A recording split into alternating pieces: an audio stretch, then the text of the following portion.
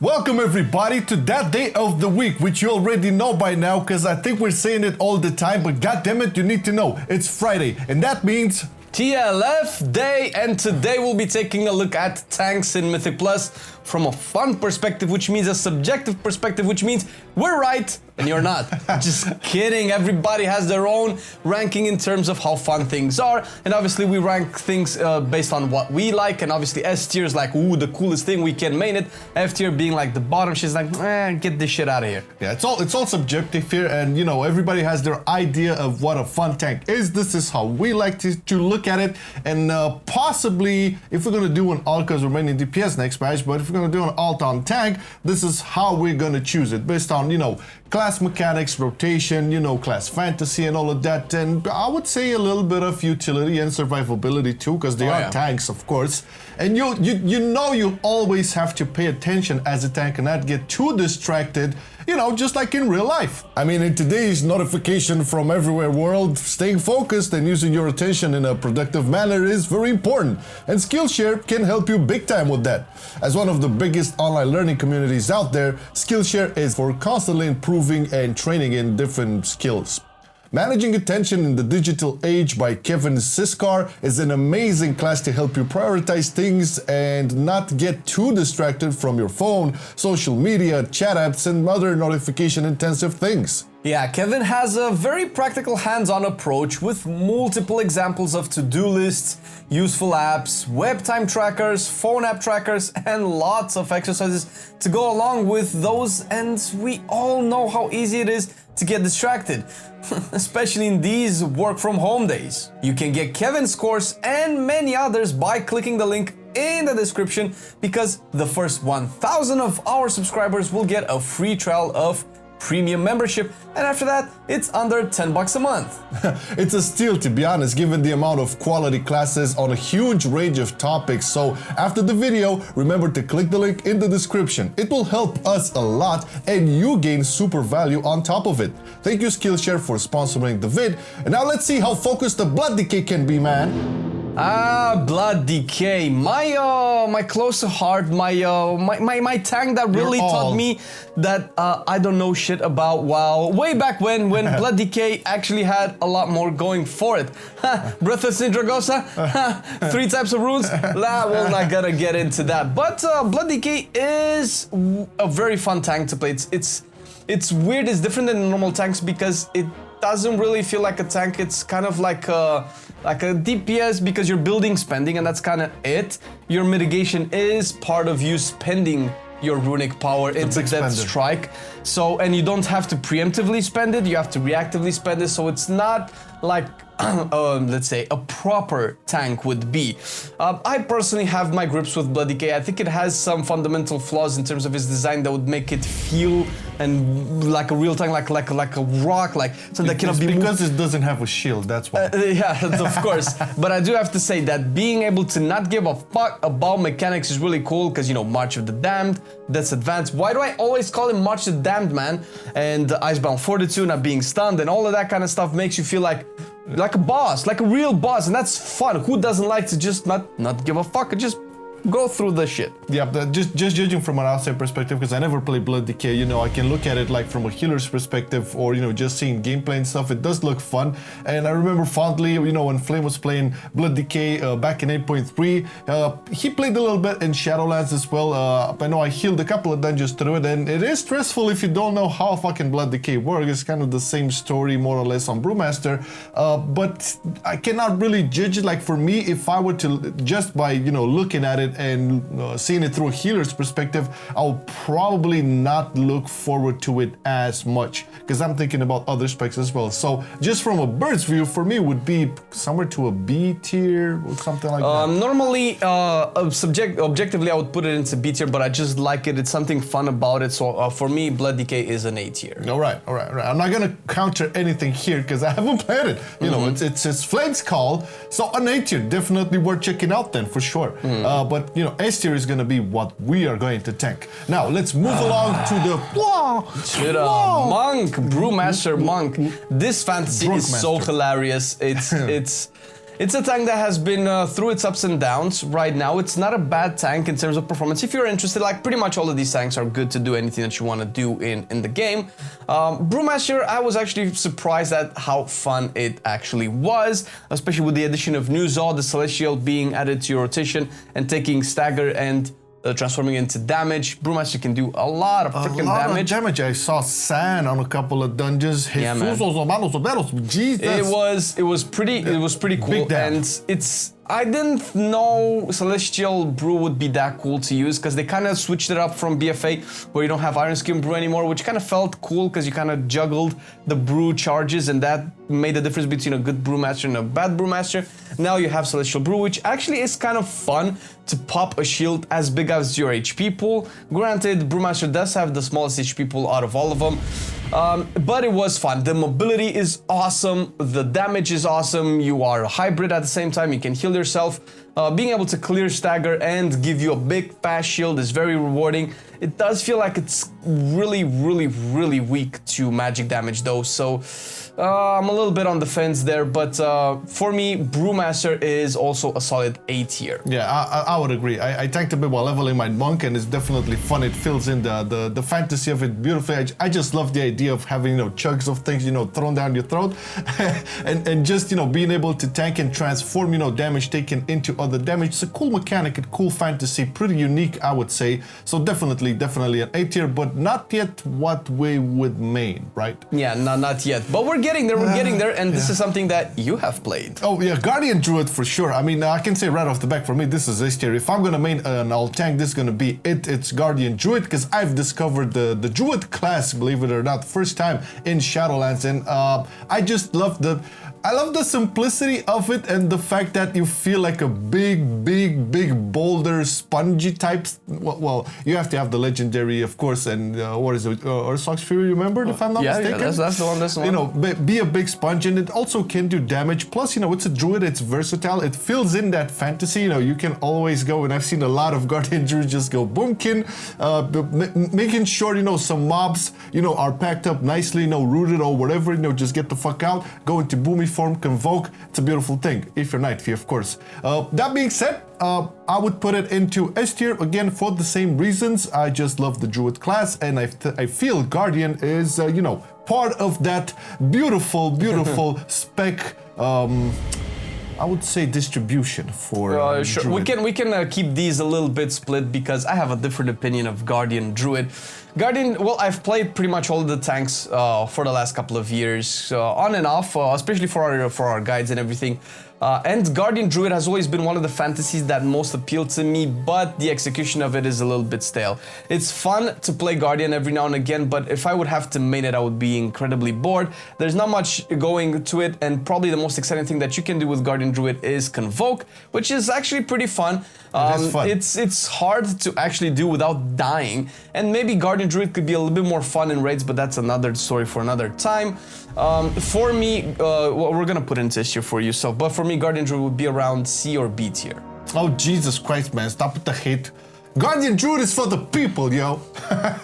It's a good tank to start with, though, so we'll I think it's the best tank to start it off with, because it's so easy to get into. It's very straightforward. Yeah. It does take a little bit to master one of the more complex things, but that's kind of true with all of them. And now we're moving to Prot Paladin, and I have a lot to say about this one, but I'll let you go first. I love Prot. I always loved Prot Paladin. it's for me, again, just saying it from the back, another S tier. It's part of the Paladin fantasy, which I was always drawn to, having, super big heals for yourself and for others, super useful tools as well to help out others. Plus, it's a beast of a machinery. I mean, it can do a lot of damage. It can, I wouldn't say mitigate all that much, because it does rely a lot on sometimes just walking yourself, Word of Glory in yourself. But that being said, I still feel the mechanic with the Shield of the Righteous is still pretty good, although not as good as before. If you manage that properly, and I think that's what's better on Prot Paladin when compared to Guardian Druid. It does have you activate activate, actively mitigate more than with Iron Fur, because that Iron Fur is just, you know, it's a weak, I won't say weak, poor man's Shield of the Righteous, or I don't know what the warrior has. Shield block. It's a poor man's shield's block. Well, this is actually something that I would debate, because Iron Fur, a single stack of Iron Fur, yes, but you will be able to stack Iron Fur more, and bears the first tank you'll ever. If you convoke as Bear Form, you're gonna get a lot of stacks. Well, if the thing is, with Bear in large AoEs, you can get to a lot of Iron Fur stacks, and this is the first time that you can actually get armor cap with no proper gear. As opposed to Prot Paladin, which Shield of the Righteous does not stack, its armor scales off incredibly high in hierarchies, and it's actually worth it. Never probably cast it except for Word of Glory. It's okay. Really? Yes, Shield of the Righteous is very bad, actually. The most amount of damage reduction you would get is by actually standing in Consecration, because it starts with a 10% flat damage reduction, plus the more mastery you have, the more damage reduction it offers. The thing with Shield of the Righteous is that the armor is pretty kind of flat. It's not a lot. It's maybe a little bit more than 1 Iron Fur, but even there, even bears cannot survive with 1 Iron Fur. So even with 2, bears keep stacking. But the problem with Paladin is that Shield of the Righteous does not stack. You can get to a maximum of 12 seconds duration if you start to spam it. There are some cool interactions with some of the conduits and legendaries. Obviously with Shield of the Righteous you can do a lot of damage. Shield of the Righteous is good for damage. Then that's my only real problem with Paladin. Nobody can fuck with Avenger Shield, man. I mean, just for that, it should be an S tier, man. No, well, Prot Paladin is an S tier for me as well, but I do want to say why. I'm gonna put it ahead of Bear. Yes, I agree. My only problem with Prot Paladin is Shield of the Righteous being actually a wet noodle in high-end content, but outside of that, it's such a fun tank to play. It has so many cooldowns, and actually it's the tank with the most amount of choices in terms of legendaries, at least in 905. I don't really think it will change too much in 9.1, but we'll see when we get there. But in terms, I think it has 7 viable legendaries. Paladin. I remember that. The conduits kind of change your dynamic a little bit. You have at least 2 talent builds that you can run. It's good. If you want to like dabble into everything a spec can offer, Prot Paladin is maybe one of the tank specs that can give you pretty much everything.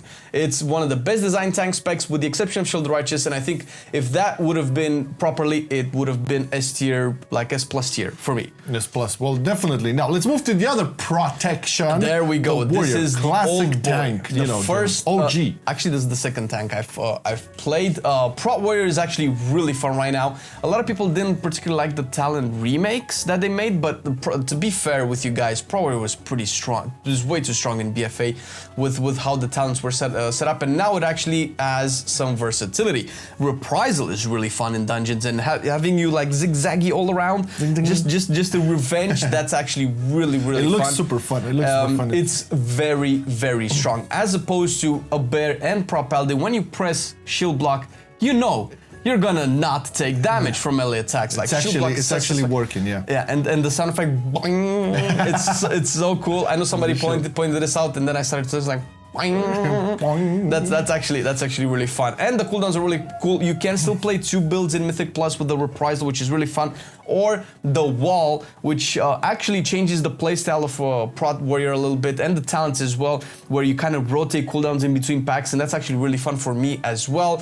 For me, Prot Warrior is a solid S tier. You can do a lot of damage. Behind Guardian or in front of Guardian? In front of it's in front of Paladin as well, because the first S tier. Oh my god! Because if you look at the meta, you know, when we did like the meta and Warcraft logs things, you know, it wasn't on the top of the S tier like in front of everybody.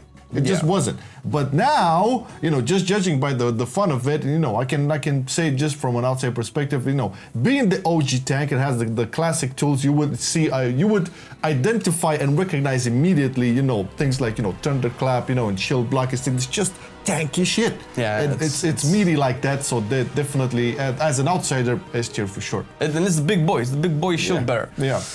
Okay. Now we move to Vengeance, and spoiler alert, Vengeance is D tier for me. What? D tier. Yeah. Okay. Okay. Let me get into it. Vengeance is incredibly squishy when you don't have demon spikes up, which is a big no-no for me. That's what I actually don't like about Blood Decay. What I don't like about Prot Paladin is that without mitigation up, you're probably gonna die in a couple of hits. And outside of that, Vengeance has a lot of good things going for it. It's very mobile. It actually plays, like everybody says this, but it kind of plays like a DPS, which, I mean, sure, that's fun for some people. Should find that fun. And that's mainly the reason why I don't like it. When I play tank, I want to feel like, oh, if I want to, I will not die, whatever I do. But with Vengeance, it's like you play pretty much kind of the same rotation. Outside of Spirit Bomb, you kind of play the same rotation whether you want to survive or do DPS as well. I do like the way that they're adding Fiery Brand being spread around and kind of increasing the possibility of the mitigation. I've personally played Vengeance with Night Fate, but I know that Elysian Decree from the Kyrans is a way better playstyle for Vengeance. But still, if we're talking about what to main and what, I'm afraid that Vengeance is just not doing it for me. It's still a bare bones spec. Altogether, the Demon Hunter class is bare bones compared to the other tanks because it is one of the newest classes added, and they didn't add enough depth to it to really make it interesting. It's just flat damage reduction across the board, and that's just not interesting to me. Is it that different from BFA in terms of like how it works and rotations and stuff? Well, that's the thing, because I feel like in terms of its design, it's better than BFA, but I don't like it as much because in BFA, you had like some quirky playstyles with Feed the Demon, and that was cool. But even so, I didn't particularly like it in BFA either. I don't want to play a DPS, I want to play a tank. Yeah, because I remember I tried it multiple times in BFA and I just didn't like it at all. That's why I was asking, is it that different from BFA? So it's obviously it's obviously one of the best performing tanks in Mythic Plus right now. Of course, but that just doesn't matter to me. I want to feel like I can just be immovable. So pressing shield wall and shield block, I'm an immovable object, right? Beautiful. So I'm sorry, D tier is because I cannot see myself maining This is so fuck the meta. This is yeah, like this is fuck pretty it. much. Fuck it. Pretty much. I mean, in terms of fun, right, and what we consider it, well, more Flink, because he had much more experience on these tanks. It's only natural to, like, just judge it by what we see and what we experienced, and also maybe looking ahead in 9.1. We're not necessarily 100% sure on the changes. Of course, we had the Blood Decay podcast. We had the Guardian Druid podcast. You can check them out on our channel. We talked a little bit. We're still gonna have a few more tanks as well. Yeah.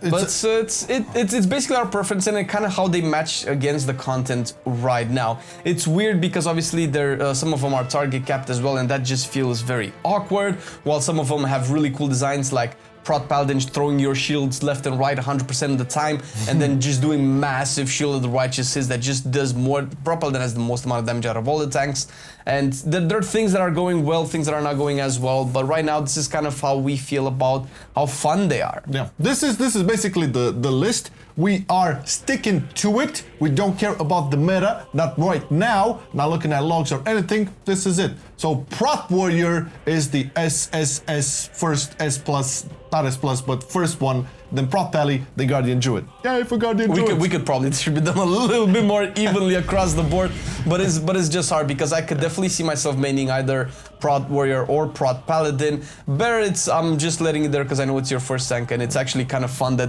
it's not my first tank. No. It's not my first tank. It's not my first tank. It's your second tank. Fair enough. I'm doing this because I wanted to tank more so I can actually DPS and not have to stress about it. I started with Prot Paladin, and it's still a first love, and regardless, discovering Guardian Druid, it was hell of fun. I don't know, this is just something about soaking a lot of damage. The fantasy of it is nice, man. Like, they could do so many cool things, and they start to do it with Tooth and Claw, but it's just not optimized right. Like, just make it feel like a beast, like a big ass beast that just can take a lot of punishment. There's so many fantasy games out there that can make this kind of stuff like a tank. But hey, you know who else can take big punishments? Not our Patreon list.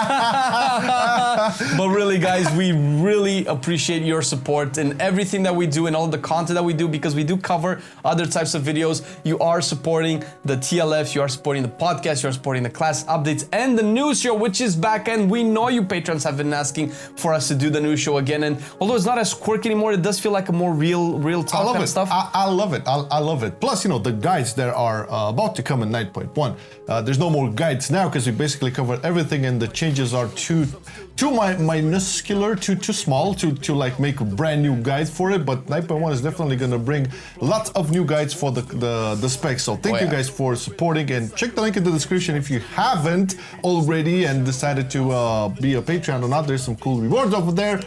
Peace out to our Twitch gang and our Discord gang. We love y'all. And have a great weekend. Take care, everybody. Tomorrow and Sunday.